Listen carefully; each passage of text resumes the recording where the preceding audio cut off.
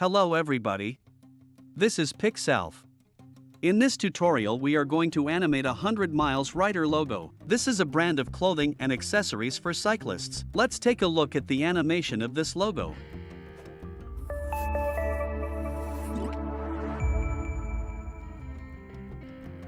The client's main request was to add a route map. And our task was to incorporate this map into the logo. And to make it follow his style. The animation technique itself is quite simple, but there are a couple of interesting points that we can discuss. Let's start, perhaps, with the map itself. As you can see, there is a perspective. The line that is closer to us becomes thicker than the one that is farther away. This is done using the 3D function in After Effects. We've converted this map to a 3D layer, then changed the X value rotation of the map. We can also change other parameters and get interesting results. In addition to that, the map itself is animated using trim path. And as you can see, there are quite a few keys on the start parameter. I'll explain why later. In addition to the map itself, we have these pins. They've also been converted to a 3D layer. We've bound them to the map layer, so that when we rotate, they'll stick to this layer. They're animated using the scale parameter. Their addition was necessary to show that this is indeed a map, and so that one has no doubt. We also have a pin that appears and draws this map. At first glance it looks like this pin is animated in a very intricate way. But it's actually very simple. We animated the trim path of this map. Then we just repeated the path with this pin.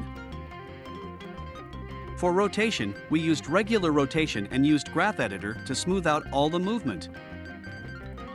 The layer itself doesn't need to be converted to 3D here at all. We just need to animate the position parameter. While the pin is bouncing before this action, it's being compressed. This is to prepare the viewer before this action. And we've also added a couple of lines like this that can visually add a little bit of speed. And we've also added a couple of lines when it lands.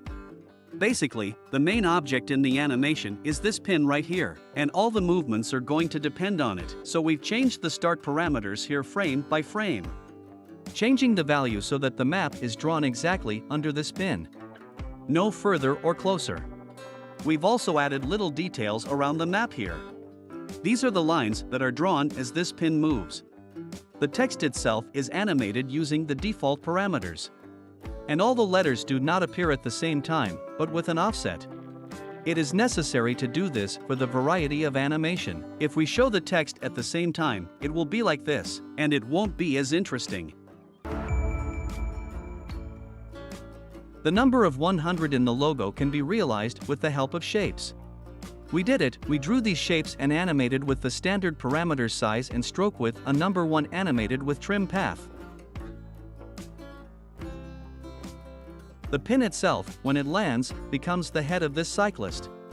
We kept the idea and kept the connection in this animation.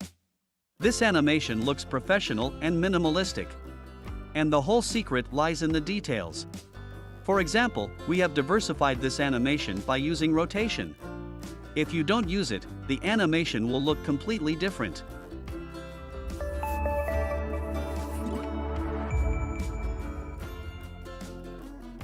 Try to pay attention to such small details and use them in the works, because sometimes it is such small details and make the animation great. The final animation we have is this.